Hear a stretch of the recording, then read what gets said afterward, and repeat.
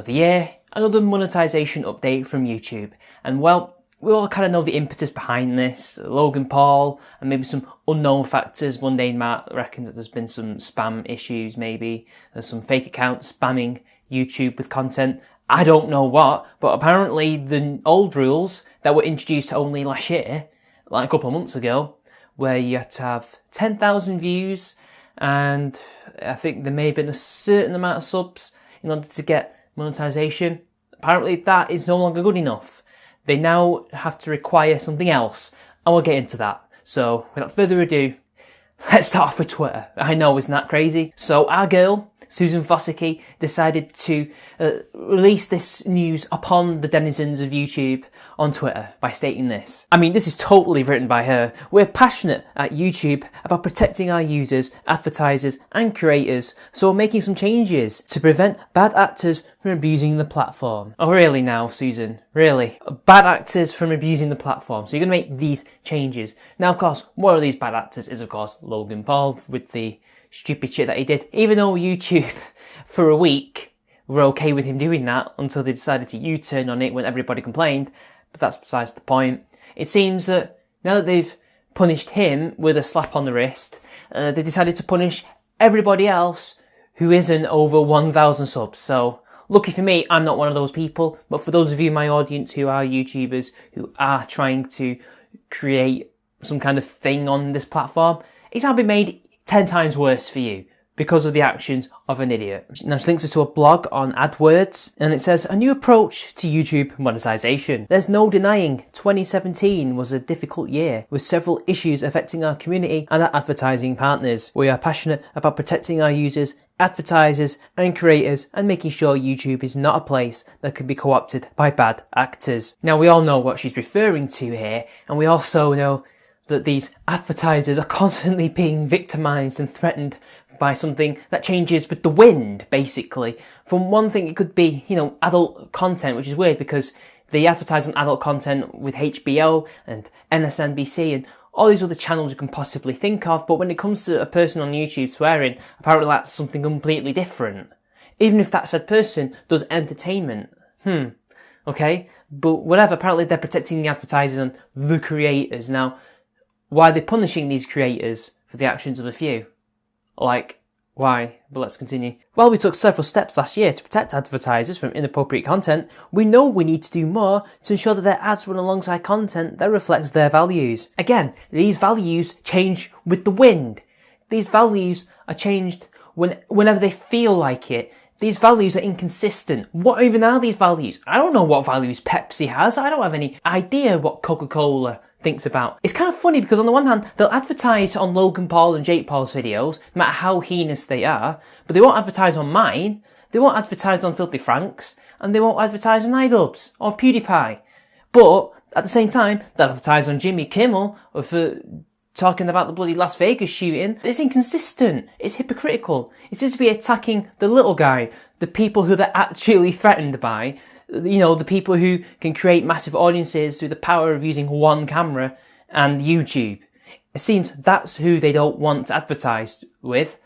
Unless, of course, it's something that's already corporate, that's been around for a long time, a la Jimmy Kimmel. Unless it's something like the Paul brothers who had their start in legacy media, like in Disney, that's where they come from. Or YouTube handpicks them, or they're from Vine, because apparently those people are advertiser friendly, they're kid friendly. They're not in any way inappropriate, whatever that means.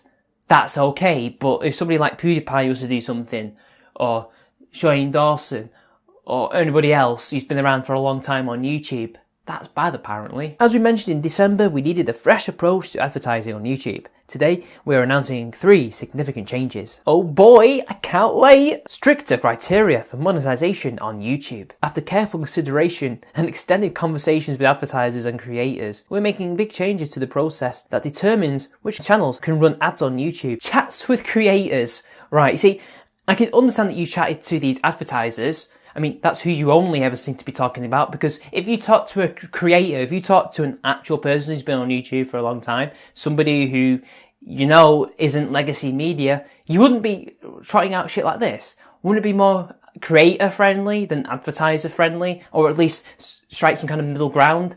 Because this isn't something that strikes me as either creator friendly or even something that strikes a middle ground. This is something completely different. This is something that is more in the advertiser's favour. But, you know, let's just carry on and see what she has to say. Previously, channels had to reach 10,000 total views to be eligible for the YouTube Partner Programme. It's been clear over the last few months that we need the right requirements and better signals to identify the channels that have earned the right to run ads. Instead of basing acceptance purely on views, we want to take channel size, audience engagement, and creator behaviour into consideration to determine eligibility for ads. Now that's scary, because now they're picking an arbitrary number. It's pretty clear that the powers that be that they're trying to appease are not happy, and apparently not only do they have to gauge your audience retention and their engagement and your channel size, but also your behaviour. So does that mean they're going to be watching what content you make or what you do on YouTube? I don't know what they mean by that.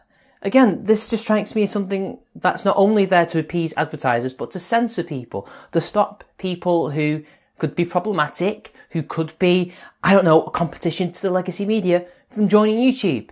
It seems to me, like somebody said on Twitter, and what I've been hearing over and over again, which I'll get into in a little while later, they don't want the normal type of YouTube creator, the regular videographer, the vlogger that was the backbone of YouTube for 10 years. No, now they want professional, corporate filmmakers. They want to be Netflix. Even though the two companies are the polar opposites of each other, let's just continue. This is going to get even worse. That's why, starting today, new channels will need to have 1,000 subscribers and 4,000 hours of watch time within the past 12 months to be eligible for ads. We will begin enforcing these new requirements for existing channels in YPP beginning February 20th, 2018. So now they're once again punishing smaller YouTube channels for the actions of a few, for something that they seem to think is a massive issue. So why are these people being punished? What have they done? What have any of these people done? Nothing.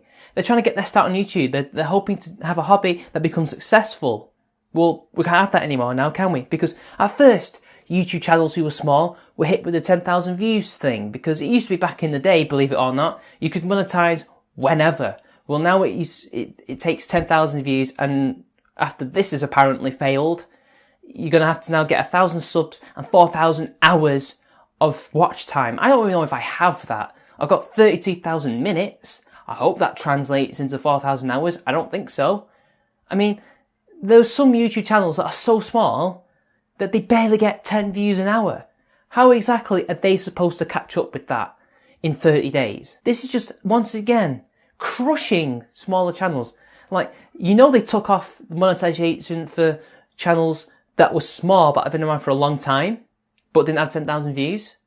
It happened to my friend Discordia. She didn't have 10,000 views even though she'd been on YouTube for a long time, has had to work up to get to 10,000 views, and now has to hope she gets 4,000 hours of content, watch time, and also 1,000 views. Incredible. Way to go, YouTube. You're crushing people's demand for making content, and also crushing people's eagerness to go in and become a YouTuber. So you're actually going to see a decline in user base. So well done in your efforts to compete with other alien companies that are nothing like you. You're shooting yourselves in the foot. Of course, size alone is not enough to determine whether a channel is suitable for advertising. We will closely monitor signals like community strikes, spam, and other abuse flags to ensure they comply with our policies. Both new and existing YPP channels will be automatically evaluated under this strict criteria, and if we find a channel repeatedly or egregiously violates our community guidelines, we will remove that channel from YPP. As always, if the account has been issued 3 community guideline strikes, we will remove that user's accounts and channels from YouTube. So brilliant. If you're a bigger channel with more watch time and subscribers, you are not safe. In fact, you will have your status removed from you if they find in any way that you've broken these rules. And we all know that the flagging system and these other things that they use to capture things like spam and people who are doing wrongful things on the site can be easily abused, and they've not fixed them for years. The broken system is going to be even more problematic for us. Fantastic. This combination of hard to gain user signals and improved abuse indicators will help us reward the creators who are making engaging content while preventing bad actors and spammers from gaming the system in order to monetize unsuitable content. While this new approach will affect a significant number of channels eligible to run ads, the creators who remain part of YPP represent more than 95% of YouTube's reach for advertisers. Vagaries And I really don't believe them when they say that 95% of these channels reach the criteria, because we don't, actually. Most of our YouTube videos are not monetized. You're lying to us. Manually reviewing Google Preferred. We're changing Google Preferred so that it not only offers the most popular content on YouTube, but also the most vetted. We created Google Preferred to service YouTube's most engaging channels and to help our customers easily reach our most passionate audiences. Moving forward, the channels included in Google Preferred will be manually reviewed, and ads will only run on videos that have been verified to meet our ad-friendly guidelines. We expect to complete manual reviews of Google Preferred channels and videos by mid-February in the US, and by the end of March in all other markets where Google Preferred is offered. But isn't this the reason why Logan Paul's video became so controversial, as well as what he did in the video? Because you lot curate the trending tab. I assume this is what they mean by Google Preferred. This is not going to make anything better.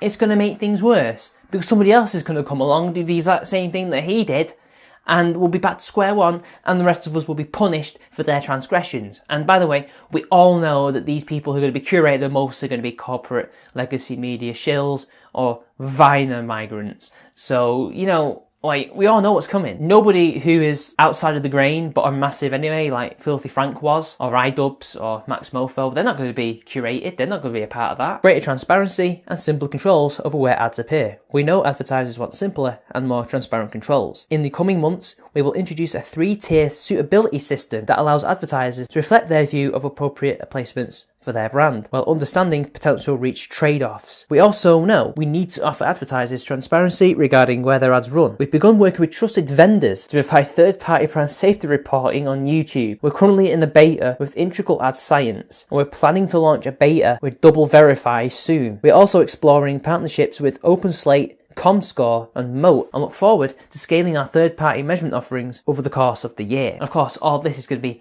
suited to the legacy media's needs. All those problematic, all those inappropriate channels that are competing with them will be demonetized. In effect, this is nothing more than the continuation of trying to stop people's motivation from making videos and to compete with these people. This is what it is.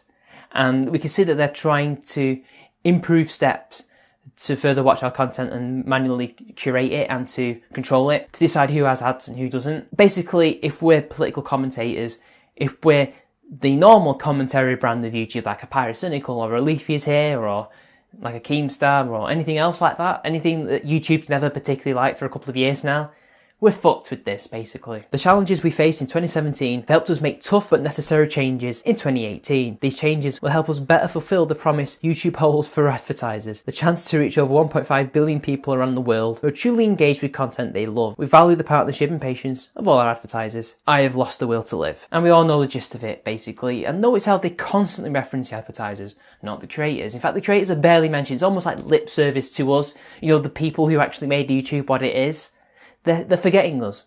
And this is the problem. In the efforts to appease corporate media, in an effort to appease big business, they've lost their way. And in fact, these things that they're going to do, what they're trying to implement, is only going to harm them in the long term. Because people who are thinking about making a YouTube channel, they're going to have second thoughts and think, well, what's the point? I've got to get 1,000 subscribers and 4,000 hours of watch time in order to get monetized. When before it was 10,000 views, and before that, it was nothing. What's to say in 2019 it's going to change again because the corporate media found something else that they don't like? This is going to crush newer, smaller channels, or smaller channels that have been around for a long time that just haven't grown.